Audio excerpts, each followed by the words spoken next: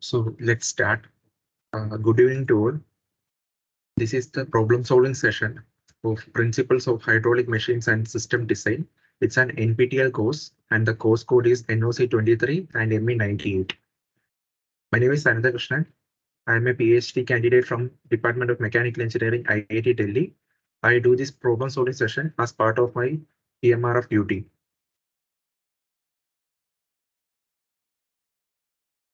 These problem solving sessions will be helping you to solve the assignments which are provided in the NPTEL websites. These are the contents which I'll be discussing today. Initially, this is a first problem solving session, so we will most likely keep it brief, comparing the lectures which were uploaded in the first week. 3 lectures were uploaded, and mainly they discussed about the hydraulic machine classifications and radial pump basics. That includes how to determine the power as well as the head. So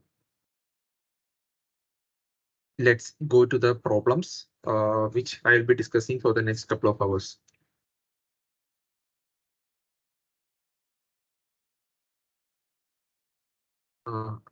First problem is we have to identify the positive displacement pump from the 4 options given below: reciprocating pump, propeller pump, centrifugal pump, jet pump. So which one of the following is a positive displacement pump?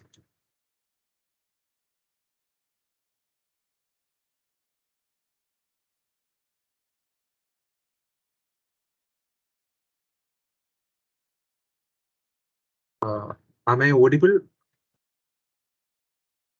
Or, yes, sir. Okay, right. So which one of the following is a positive displacement pump? Is it a reciprocating pump, propeller pump, centrifugal pump, jet pump? So Reciprocating. yes.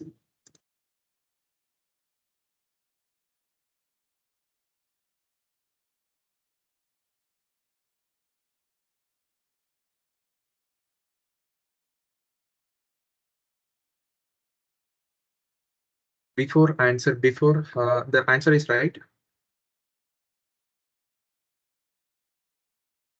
The answer is reciprocating pump. Before moving to the next problem, I will be explaining you that different classifications of pumps. Basically, pumps are divided into two types. One is positive displacement pumps.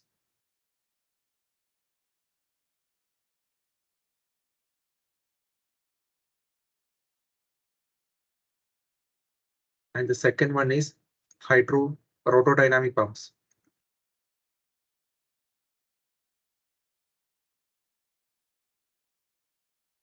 The positive displacement pumps,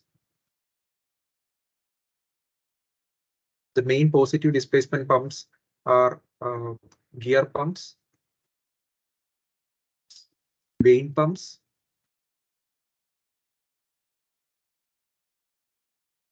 rope pumps, and screw pumps.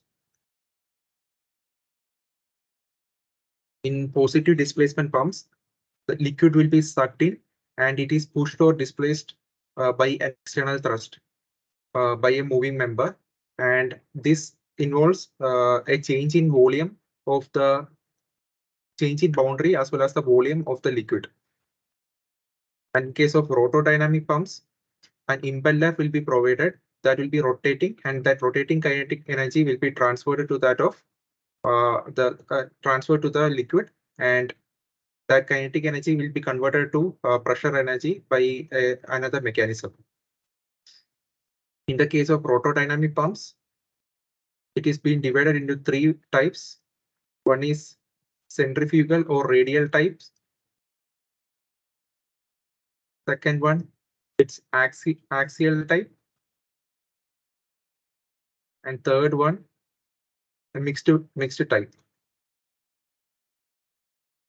In the case of centrifugal type pump, the fluid comes in radially and goes out radially.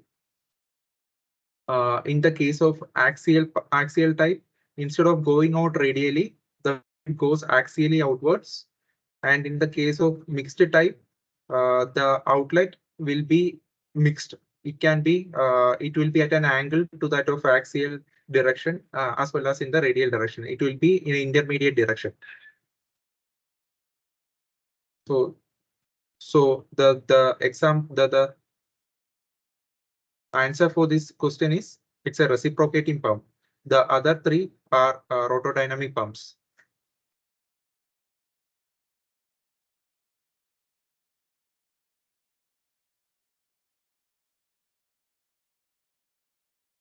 So the second question is the device in which the kinetic potential or intermolecular energy held by the fluid is converted in the form of mechanical energy of a rotating member is known as turbine, pump, compressor, or blower.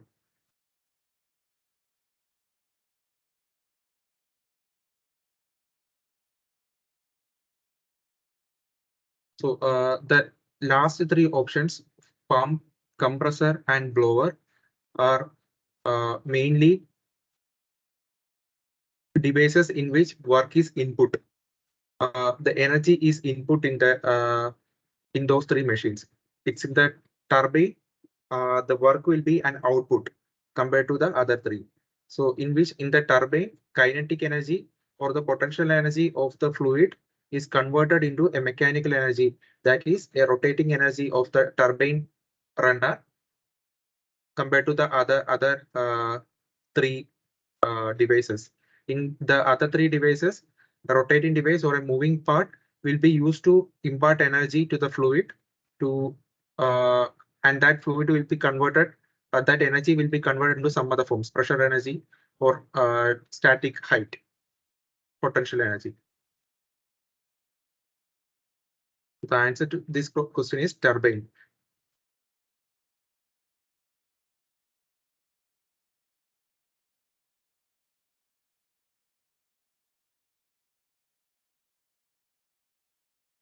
Now, third question, the machines whose functioning depend essentially on the change of volume of a certain amount of fluid within the machine are known as positive displacement machines.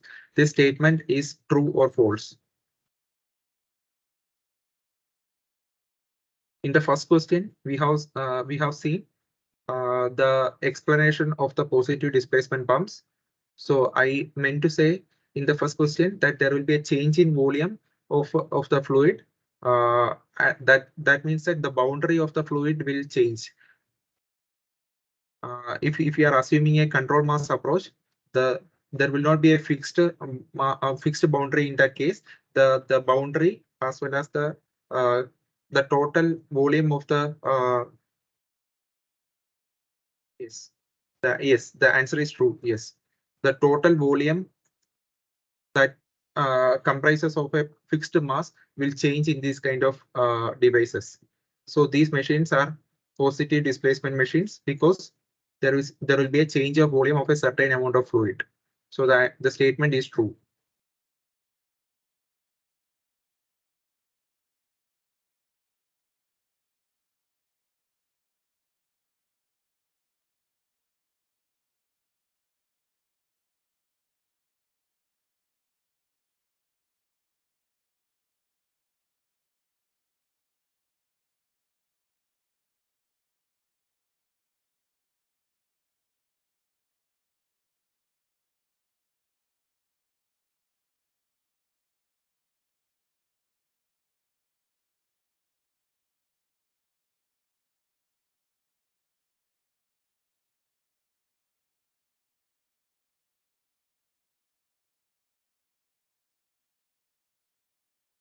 Let's move to the fourth question.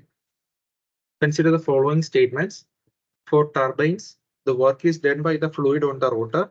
For pump, the work is done by the rotor on the fluid element. Which of the following is correct? Only one, only two, both one and two, and none are correct. So this is a continuation of the previous questions. where we have seen that turbine, yes, turbine is actually a work producing machine where the energy of the fluid will be converted to the kinetic energy of the rotor, and that will be producing work. And for the pump, it's a work input device where the kinetic energy of the rotating element or the element will be converted into some other forms of energy, either pressure energy or kinetic energy that will be converted to pressure energy using kinetic energy of the fluid that will be converted into the pressure energy of the fluid using some volute casing. So the answer is both are correct. For turbines, the work will be done by the fluid on the rotor, and for pump, the work is done by the rotor on the fluid element.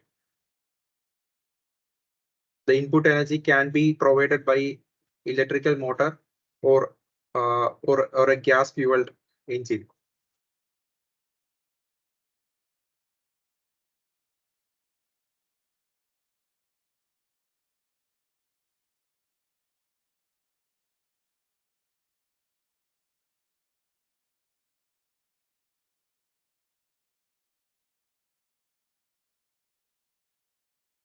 The next question is regarding the Euler equation of turbo machinery.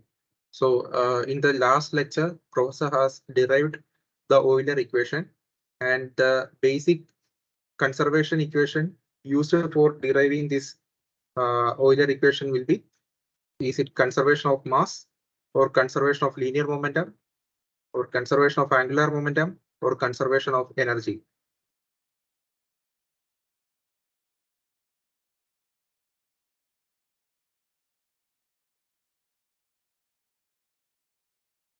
Right. So the turbo machinery, it's a it's an umbrella term for the rotodynamic pumps and turbines. Where turbo machine involves some kind of swirl of the fluid. So there will be a rotation of the fluid involved in this turbo machinery, and the reciprocating or the other kind of positive displacement pumps are not included in turbo machinery.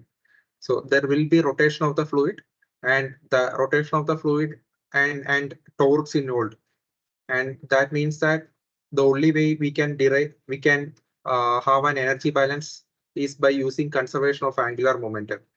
And using this conservation of angular momentum, we will be determining the head of the pump, and then multiplied by the discharge, we will be getting the total power required in the case of required or output in the case of this turbo machinery.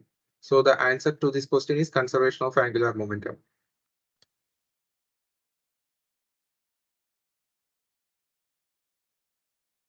Which one of the following is not a positive displacement pump? So this is also a continuation of the previous questions. Is it reciprocating pump, centrifugal pump, vane pump, or lobe pump? Yeah, right. It's a continuation. Uh, Centrifugal pump is not a positive displacement pump, as there is no change in boundary of the control mass. Unlike the reciprocating pump or vane pump or lobe pump, where the boundary will vary based on the external applied force.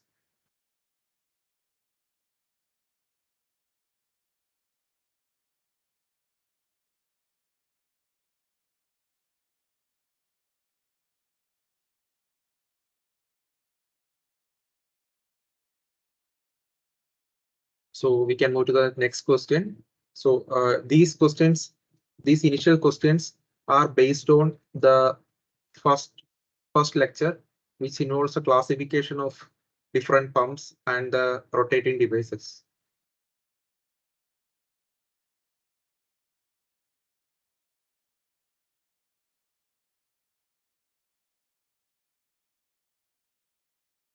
Consider the following statement. When the path of the, yes, right answer.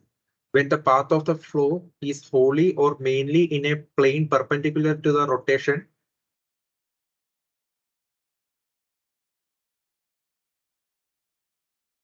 one second, a part of the question was not visible. Let me change that noise.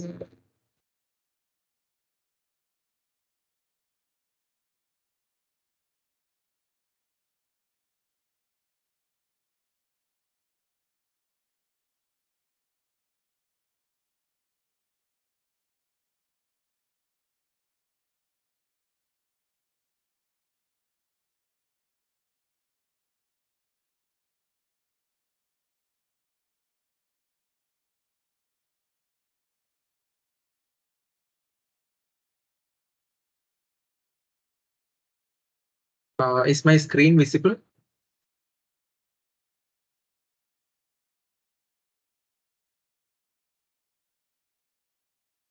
Is the screen visible? The PowerPoint screen. Can anyone of you? Yes, sir. Okay, great. Thanks. Yes, sir. Yeah, thanks.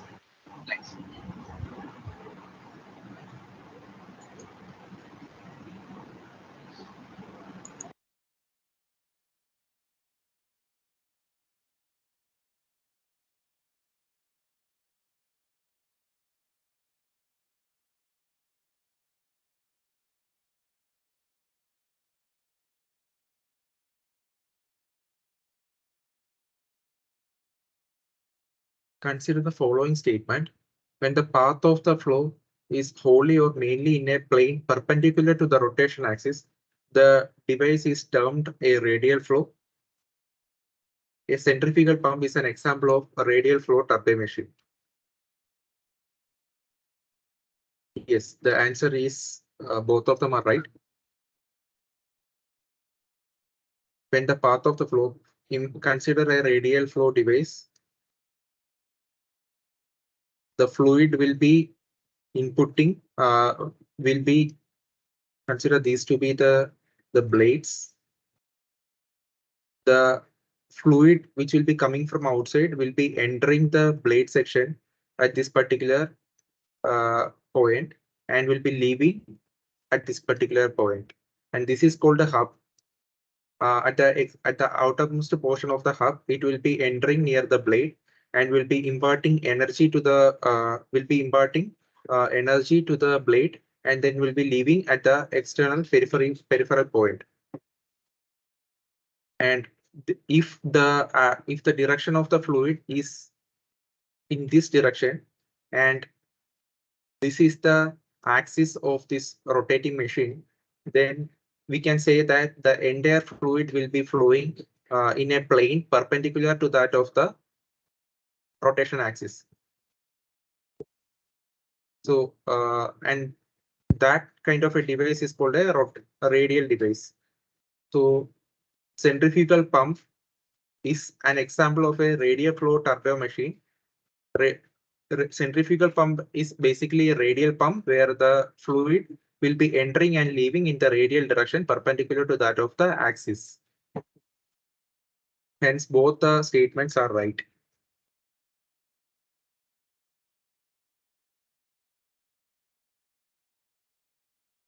So this question is regarding the efficiency. This was not mentioned in the first 3 lectures, but it is coming in the second week lectures. The overall efficiency of a pump is related to the mechanical efficiency and manometric efficiency by which equation? A, B, C, or D?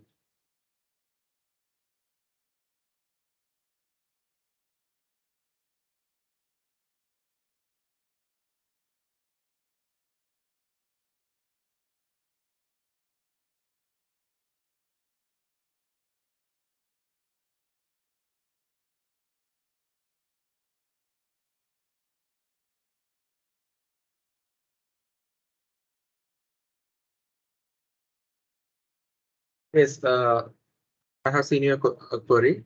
What is manometric efficiency? That is the next question I'll ask you.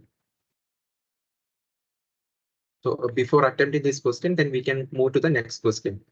The manometric efficiency of a centrifugal pump is defined as the ratio of which of these ratio means manometric efficiency? Is it the ratio of manometric head to the head imparted by the impeller to the water, or the head imparted by the impeller to the water to the manometric head, suction head to the head imparted by the impeller to the water, head imparted by the impeller to water to the suction head?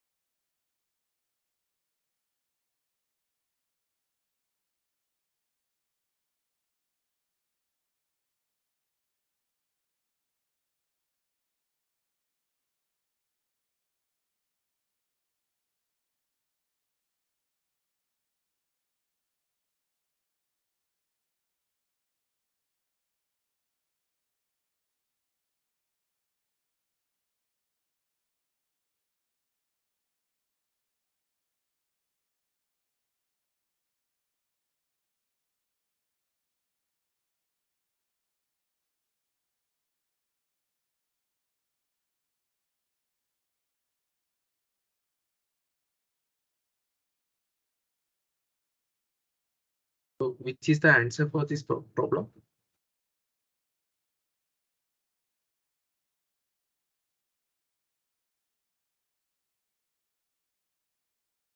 Yes, the answer, manometric efficiency of a centrifugal pump is defined as the ratio of manometric head to the head imparted by the impeller to the water. So the answer is 1. Manometric efficiency is equal to manometric head. Manometric head ID actually means the height required, the height which we require to push the water from the sump level to the required level. It's basic height, static height. Manometric head to the head imparted by the impeller to the water.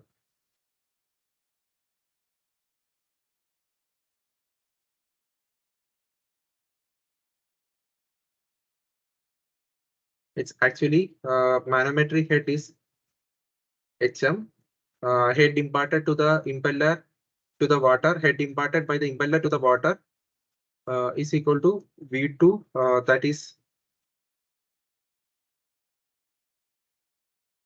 V theta 2, that is the tangential component of the actual outlet velocity multiplied by U2, the velocity, tangential velocity of the impeller at the exit of the pump, minus V theta 1 U1 divided by G.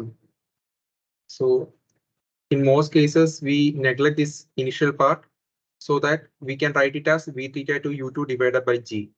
So manometric efficiency actually refers to the actual height required for the pump to pump, actual height which we require to pump the water divided by the head imparted by the impeller to the water.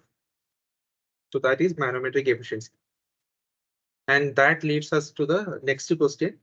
What do you mean by mechanical efficiency? What do you mean by overall efficiency? And how is it related to mechanical efficiency as well as manometric efficiency?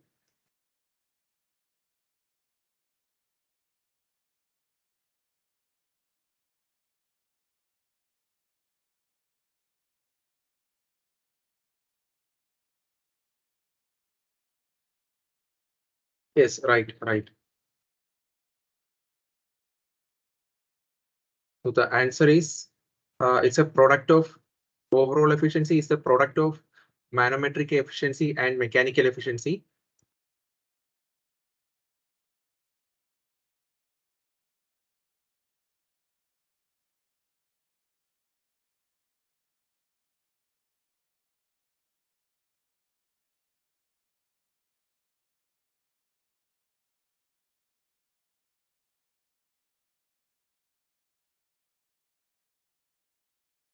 where manometric efficiency is actually the manometric head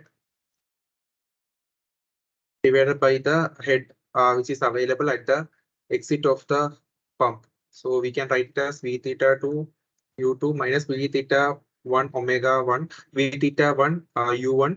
But actually we neglect the first term, the inlet term, so that we can write it in the form of only the outlet term to the pump. And mechanical efficiency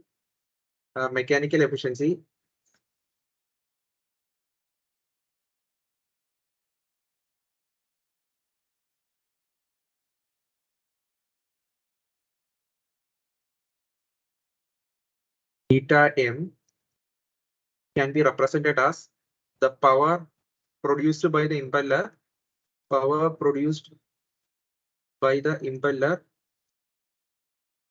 or the head which is available at the exit of the impeller of the pump divided by the input shaft power.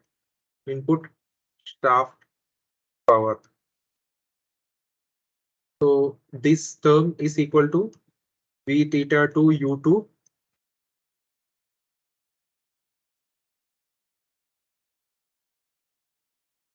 divided by G. This will be the head multiplied by the volume flow rate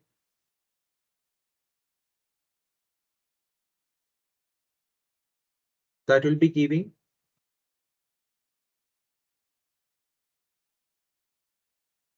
the power multiplied by rho G will be giving power divided by the shaft power.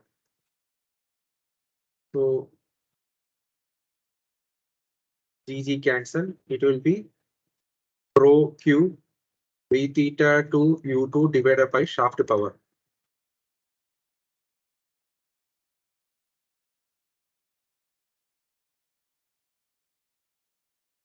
That will be the mechanical efficiency. That will be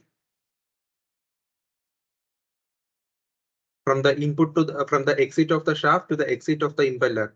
That energy conversion will be accounted by the mechanical efficiency, and from the exit of the impeller to the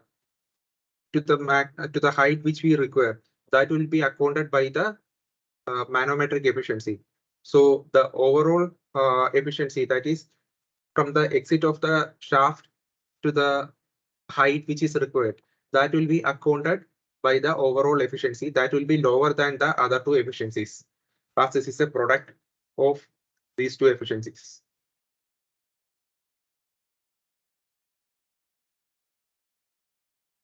So another term which we can see here is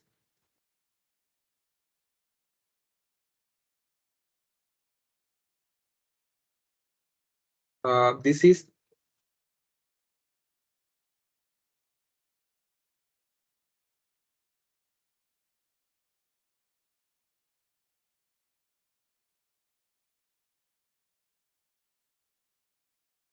whole term is representing the unit of power rho Q V theta U2. So V theta U2 divided by G will be the equivalent of head term. When we multiply it by volume and the specific weight, we will be getting the power term.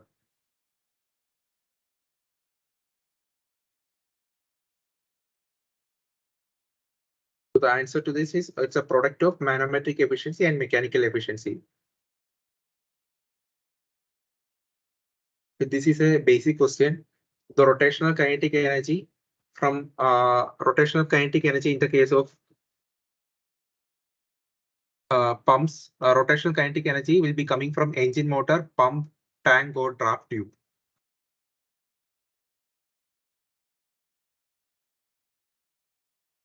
In the case of a pump or a turbine.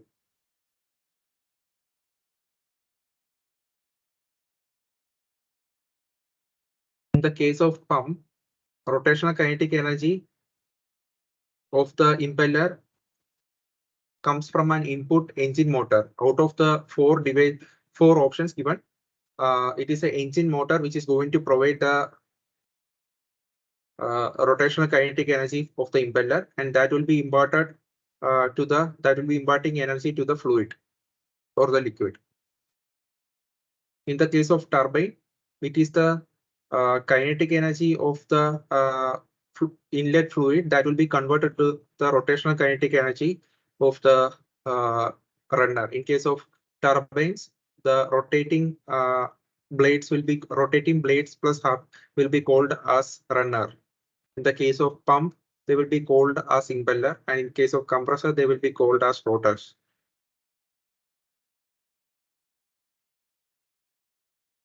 This is a question for calculating force based on conservation of momentum. And this is not related to the basic turbo machinery which we have seen till now. This is a basic conservation of momentum equation question.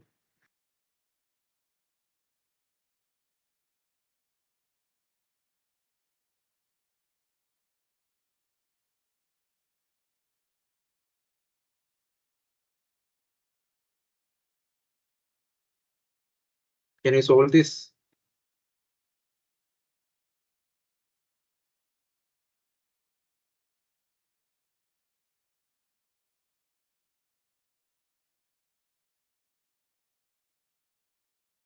What will be the answer for this question?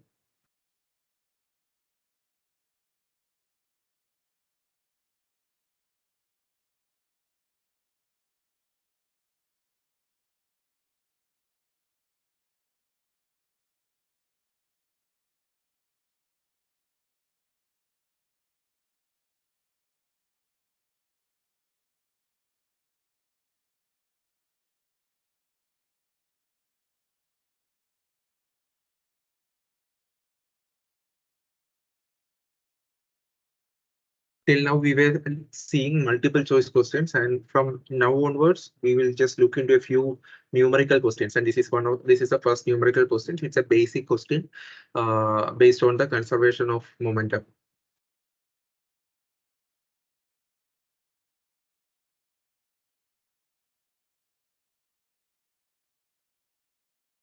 What will be force?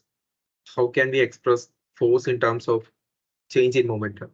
Force can be expressed as a rate of change of momentum. And this question can be solved by using that equation.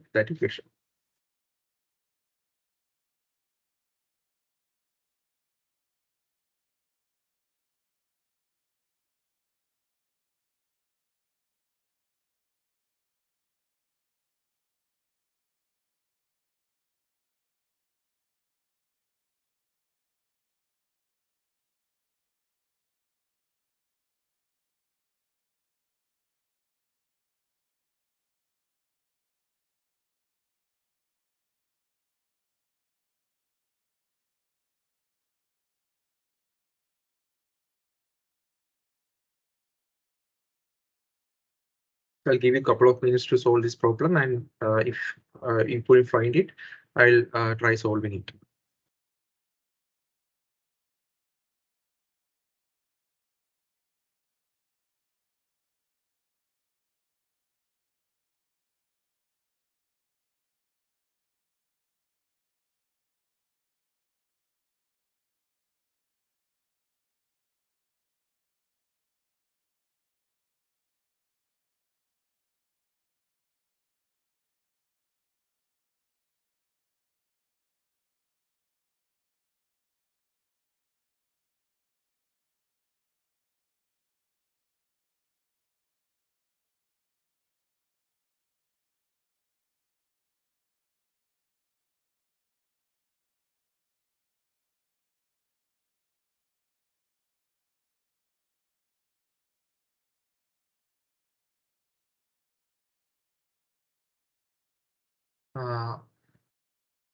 Is my screen visible? Am I audible?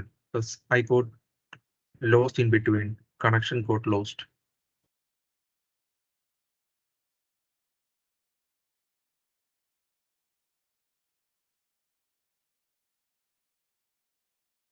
Can anyone of you just unmute and tell me whether the screen is visible or not?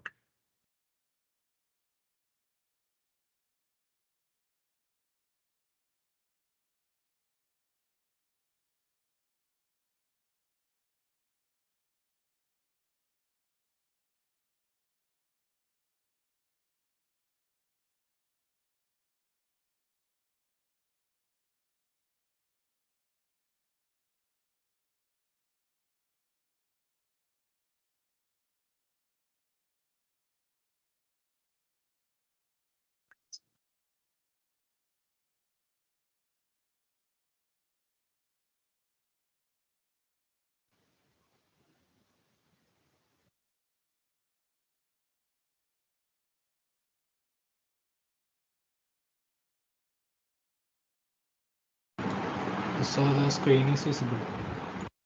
Yeah. Okay, thanks. So if it is possible, can you conduct this section in the Google Meet? Actually, the section is actually the I don't know whether the net it's due to the net problem. It's actually lagging Okay. and No, voice is actually, also breaking. I will be uploading these lectures into my YouTube channel, and NPTEL authorities will be providing the link to my YouTube channel as well as link to the current video after this session is over, most probably by tomorrow evening. Okay, sir. And also the slides in which I am currently uh, I'm typing, that also will be provided to you.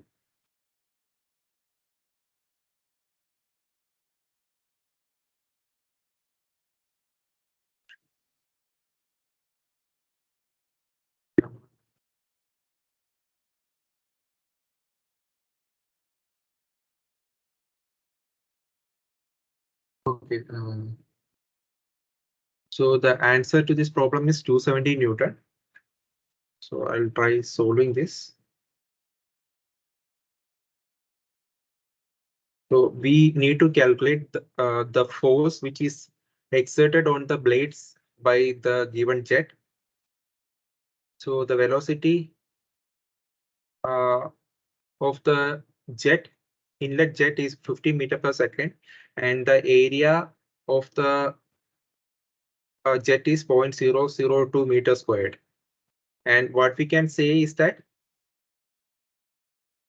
the force exerted is equal to rate of change of momentum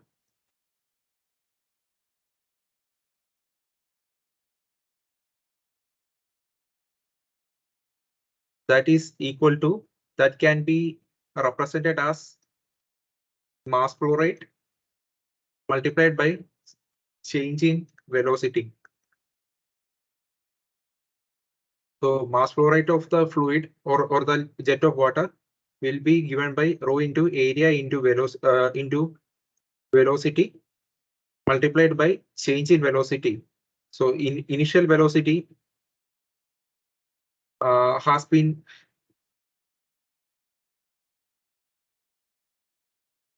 mentioned as 15, and the final velocity the velocity of the moving blades is being mentioned as 6 meter per second. So this change in velocity is the relative change in relative velocity of the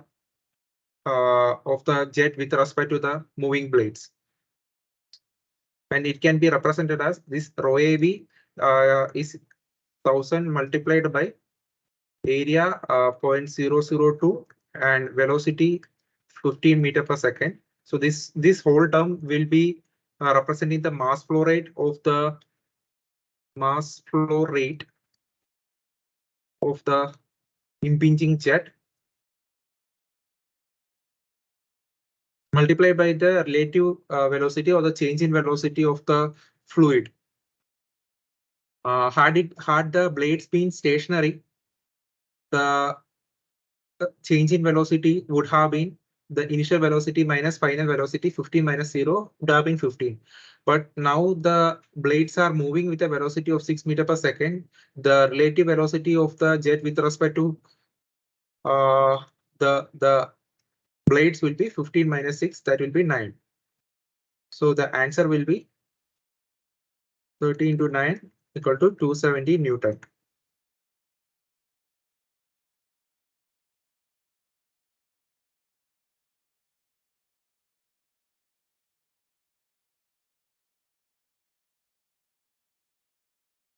This V relative 1 minus V relative 2.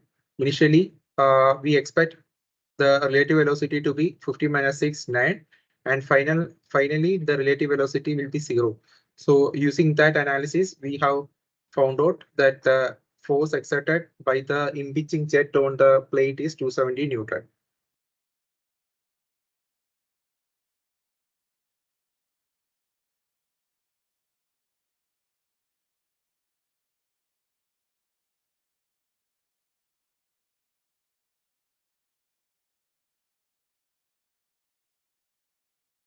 Next question.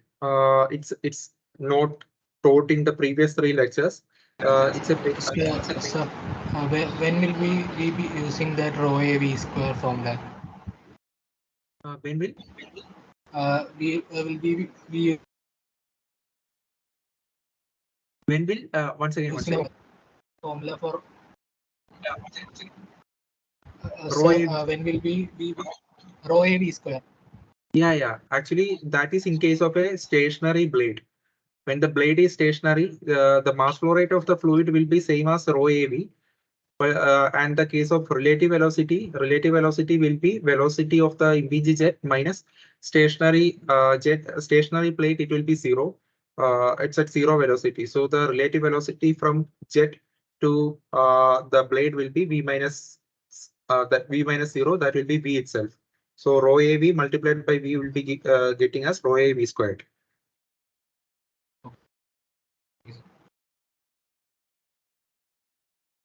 Is it clear or is it clear? Yes, sir.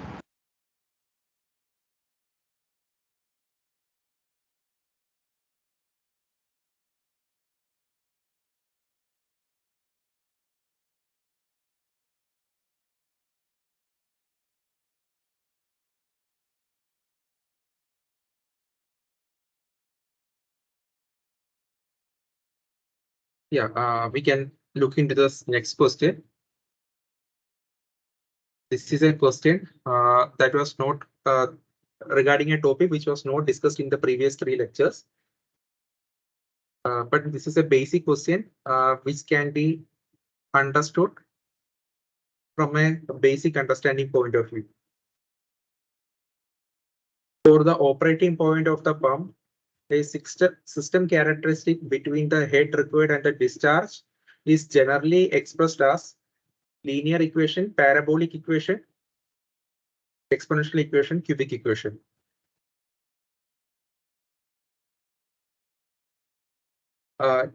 What is meant by this linear parabolic exponential cubic equation is that whether the head is directly proportional to discharge or head is directly proportional to parabolic means head is directly proportional to square of discharge or head is proportional to e raised to q or head is directly proportional to q.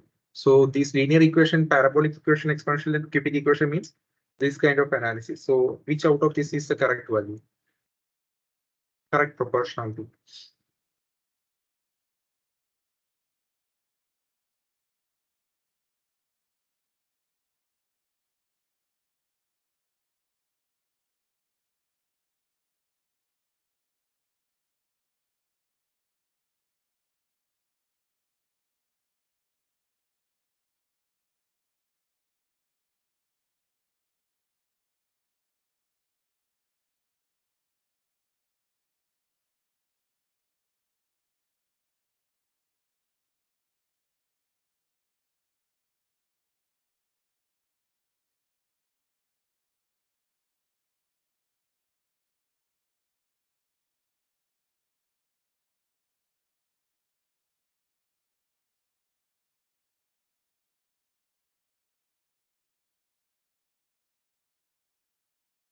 I'll give you a couple of minutes to look into this question and then I'll try explaining it if you are not able to find the answer for it.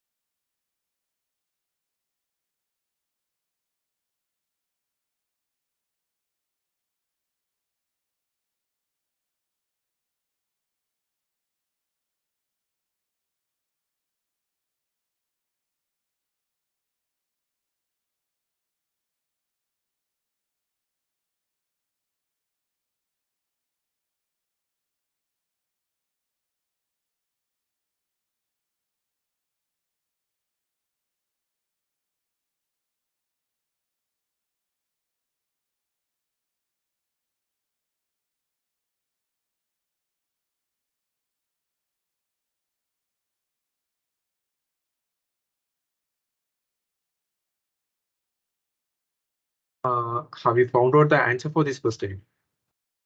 Has anyone of you understood what to do in this kind of questions?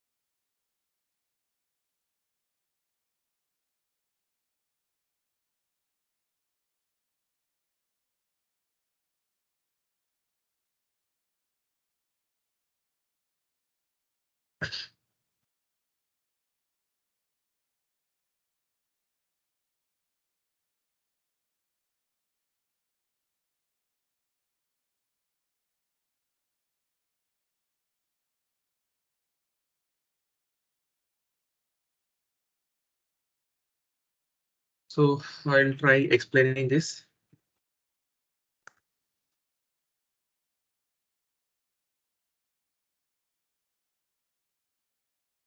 Yeah, the answer is parabolic. Yes. I didn't see the chat box. Okay.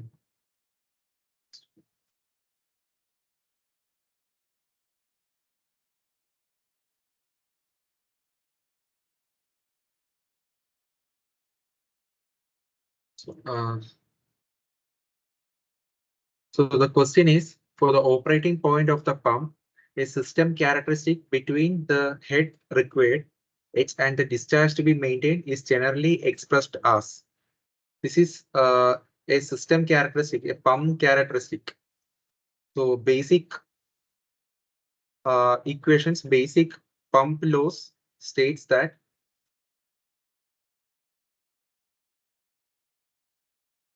the head produced by the pump is directly proportional to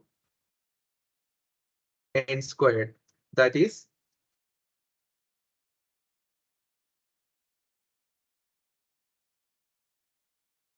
n corresponds to RPM or speed. So the head or the height, basically, if in layman terms, the height produced by the pump is directly proportional to the square of the speed. This comes from the normal analysis where the velocity is directly proportional to root of h. From that analysis, we get this law, that is head is directly proportional to n squared. And second analysis is that discharge is directly proportional to velocity. So velocity or speed and correspondingly is directly proportional to n. So from this one, what we can see is that h is directly proportional to n squared and q is directly proportional to n. That means that h is directly proportional to q squared. So what we get is that the head is directly proportional to head produced by the head required, or the head required, or the head which can be produced by the pump is directly proportional to the square of the discharge. When a centrifugal pump 1.3 meter in diameter delivers 3.5 meter cube per minute of water at a tip speed of 10 meter per second and a flow velocity of 1.6 meter per second. The outlet blade angle is 30° to the tangent at the impeller periphery. Assuming zero wall at inlet and slip, calculate the torque delivered by the impeller.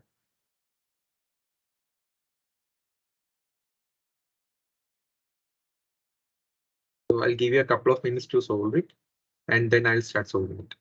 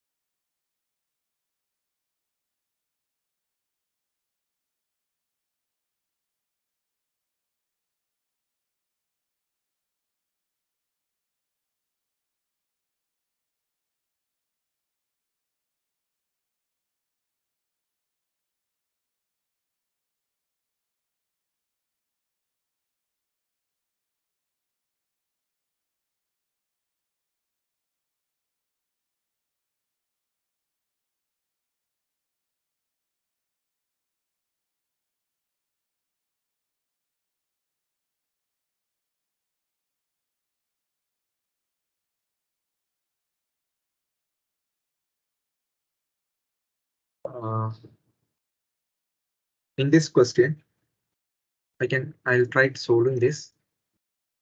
Zero whirl is assumed at the inlet and zero slip.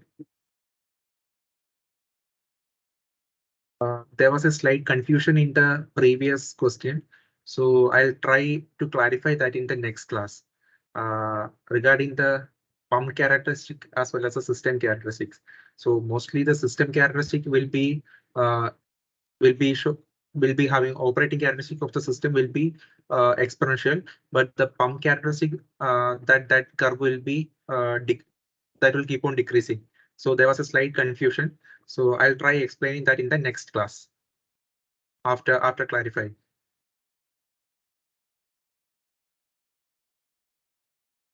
Is that okay?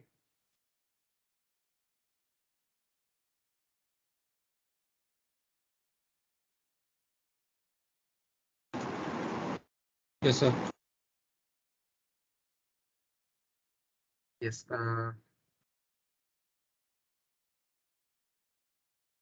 So in this one, it's been assumed there is zero slip and zero whirl at the inlet. Whirl corresponds to tangential direction of the actual velocity at the inlet. So if zero whirl, that means that the flow at the inlet will be radial.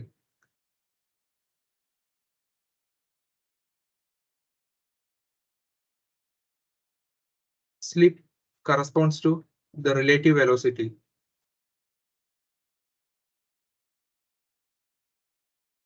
Zero slip means that at the inlet, okay, zero slip not at the inlet. With respect to the flow through the impeller, there is zero slip. That corresponds that the relative velocity at the inlet and the relative velocity at the exit, in between there will not be any loss of flow. Once when there is a slip, there we can expect a loss of flow, but in this case there will not be any loss of flow. So then what we can do is that based on these two assumptions, we can say the work done on the liquid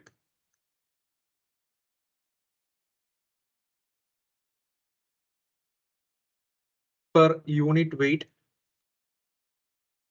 by the impeller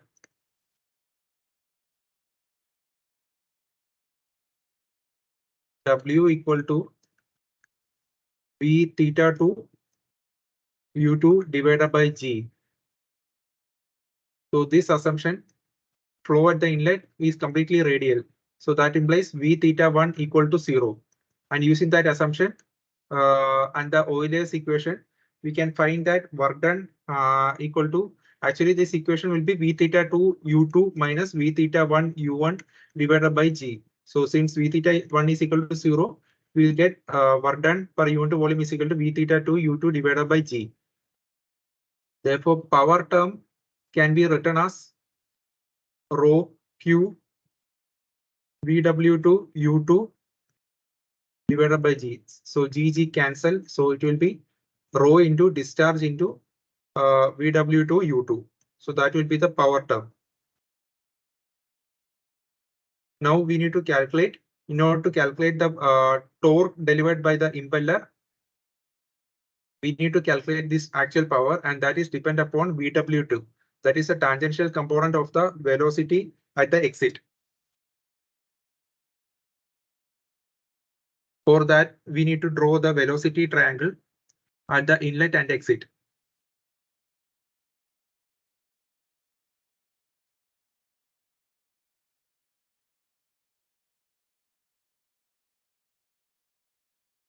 So at the inlet,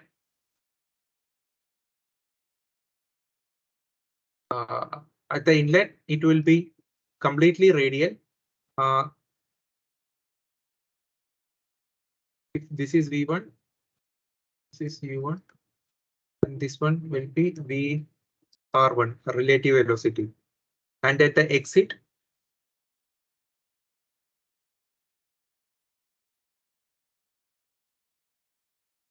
if you assume this to be the relative velocity at the exit and this to be the peripheral velocity, peripheral tangential velocity, this will be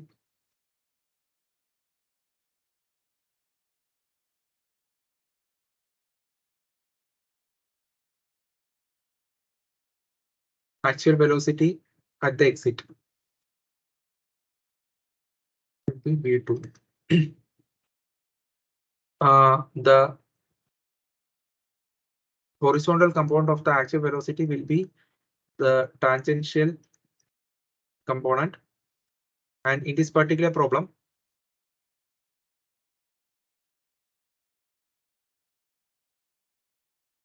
the volume flow rate of the water is given as 3.5 meter cube per minute. The diameter of the pump is given as 1.3 meter. Tip speed at the tangential peripheral speed of the blade is given as 10 meter per second. That is U2 is given as 10 meter per second, and a flow velocity of 1.6 meter per second. So this flow velocity is the vertical component of the actual velocity. Vf2 is given as 1.6 meter per second.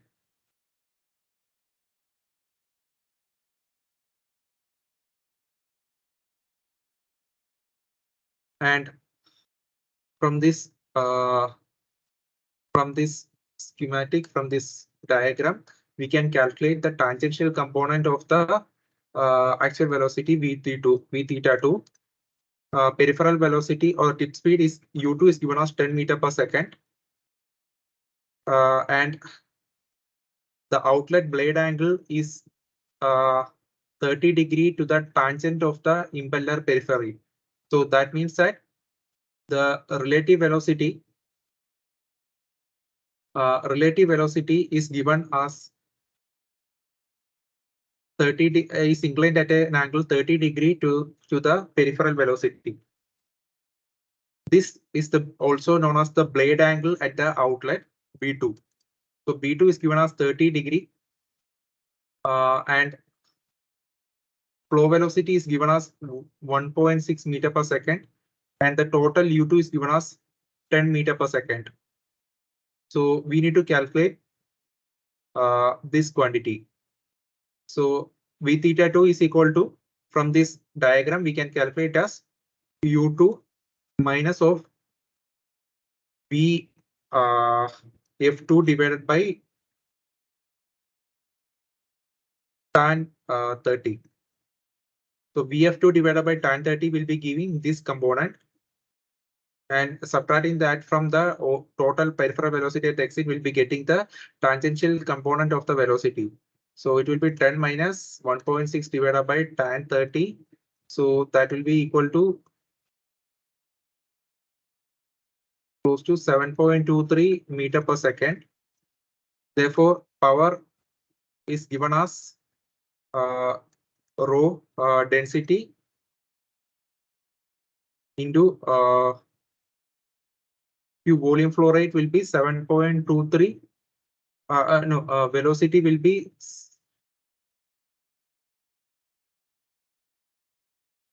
from the previous equation. It is called rho Q VW2 U2. So Q2 will be equal to 3.5 meter cube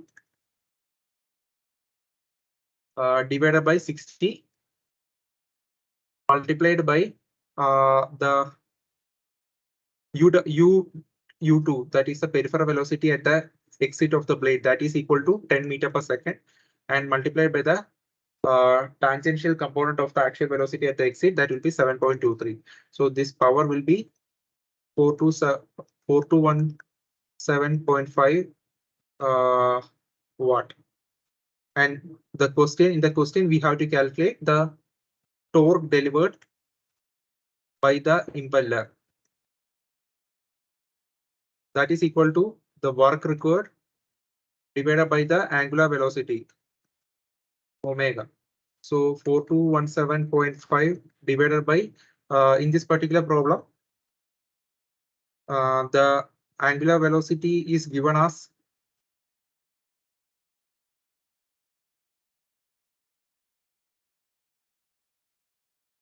angular velocity is not given, but we can calculate this angular velocity from the peripheral velocity of the blade. So this u2 can be written as r2 into omega. So omega equal to u2 divided by r2. u2 is 10, r2 at the radius at the exit, that is equal to 0.65. It is given as a 1.3 meter diameter impeller. So the quantity will be around 274.14 Newton meter. That will be the torque required. For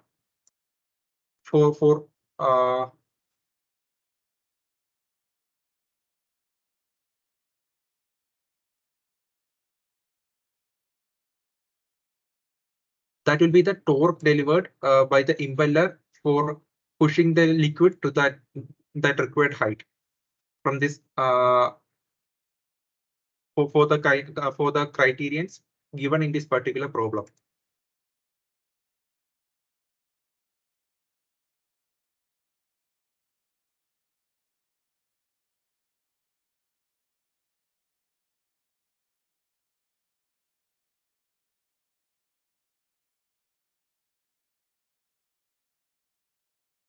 So I hope you have understood this, and we can move to the next problem.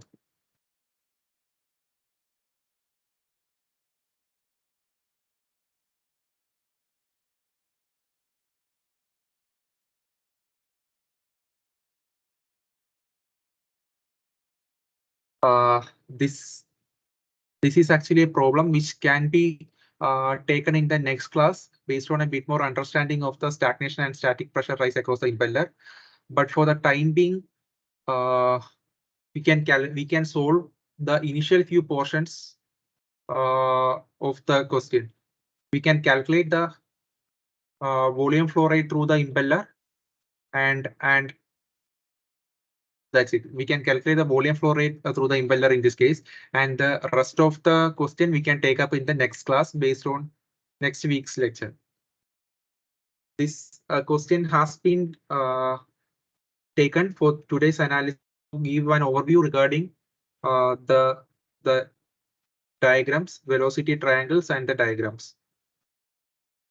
So in this particular problem, an impeller with an eye radius of 51 millimeter and an outside diameter of 406 millimeter rotates at 900 RPM. So the inner radius is given as 51 mm and the outer radius is given as 406 mm. Outer diameter is given as 406 mm. So the outer radius would be 203 mm. The inlet and outlet blade angles measured from the radial flow directions are 75 degree and 83. So beta 1 and beta 2, that is the angle between the relative velocity and the peripheral velocity, can be, or the blade velocity or the peripheral velocity are 75 and 83 at the inlet and exit. Depth of the blade is given as 64 mm. Depth or the width of the blade is given as 64 mm. Assuming zero inlet wall, that is zero inlet wall corresponds to radial inlet velocity with where the tangential v theta 1 component equal to 0. Zero slip corresponds to no change in velocity across the blade. Velocity triangles of the blade can be represented as inlet will be purely radial and the beta 1 is given as 75 degree. That is a radial velocity angle between the radial velocity and the peripheral velocity at the inlet. And the outlet velocity triangle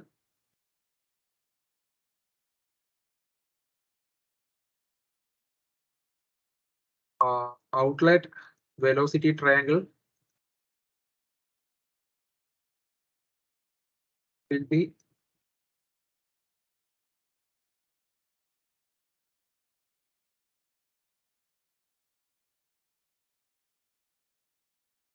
can be represented as VR2, and then there is the total U2, and this component will be equal to V theta 2. Initially, we need to calculate the volume flow rate through the impeller. So we would take up only that portion in this class. The rest will be taken in the next class.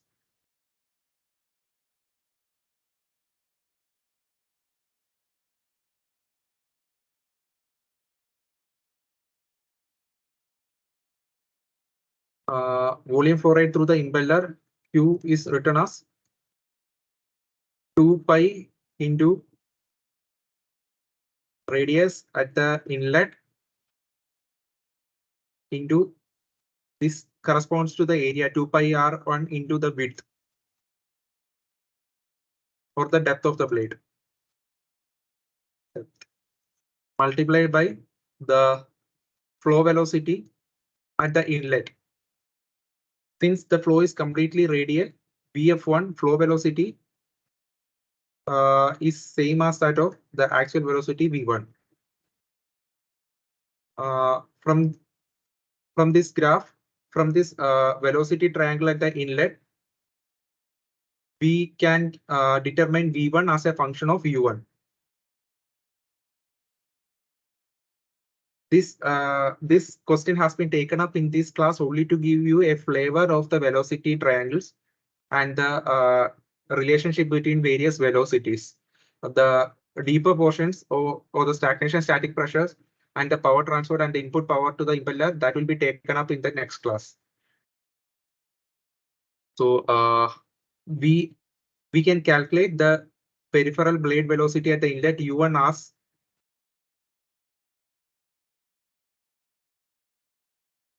pi dn by 60. This pi and diameter at the inlet will be 102 mm, so 0.102 multiplied by the RPM 900 divided by 60. So that will be giving you the peripheral velocity at the inlet 4.81 meter per second. And from the velocity triangle, we can calculate tan 75 is equal to V1 divided by U1. Therefore, V1 is equal to U1 tan 75. So the actual velocity at the inlet will be equal to 1.29 meter per second. And from this one, we can calculate the axis. This V1 will be equal to the flow velocity at the inlet. Therefore, the discharge can be written as Q is equal to 2 pi R1. Radius at the inlet is 0.051 into depth or the width of the blade is 64 mm. 0.064 multiplied by 1.29, and the answer will be 0.026 meter cube per second. 0.026 meter cube per second. So the answer for the first question, 0.026 meter cube per second is coming from the flow velocity term that we have identified to be equal to that of the actual velocity, since in this question zero inlet wall is given. That is only radial component of the actual velocity will exist. A tangential component will be equal to 0, and the peripheral inlet velocity, the blade velocity at the hub can be determined from the diameter at the hub as well as the RPM. And using these blade angle, we can determine the actual velocity and the flow velocity. And using the area for the flow, that is the cross-sectional area at the inlet multiplied by that is a cross-sectional area of the at the inlet, that will be given by 2 pi r into the depth of the blade, and multiplied by the flow velocity will be giving you the actual flow rate through the blade at the inlet. And that will be giving you the volume flow rate through the impeller. The rest three parts I'll take up in the next class, because those portions are being not taught till now.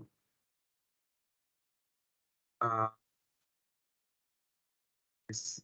And regarding that completes the session for today. And regarding this question, I will clarify that in the next class. regarding the system characteristic and pump characteristics. Thank you. That's all for this session.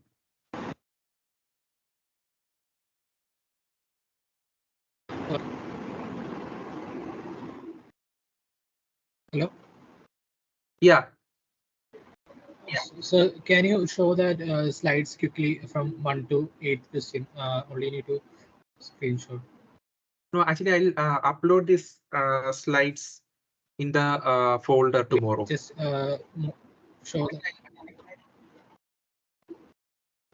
Once again. Your voice was not audible. Can you please? You can tell me. So what I can is to just take some screenshot of the first to 8 slide. No, you need. I will upload the slides as well tomorrow. Or and that will be corrected slide. So along with the uploaded video link, this slide will also be there, so you can access that tomorrow.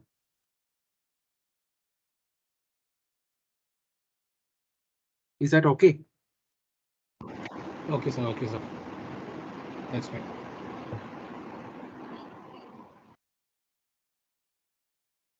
If no questions are there, we can wind up for today. And in next week, I'll clarify that question and I'll come up with the tutorial session for the next 8 lectures, from 4th lecture to the 11th lecture. And we'll have the class. Thank you, sir. We will have class on Saturday 3 to 5.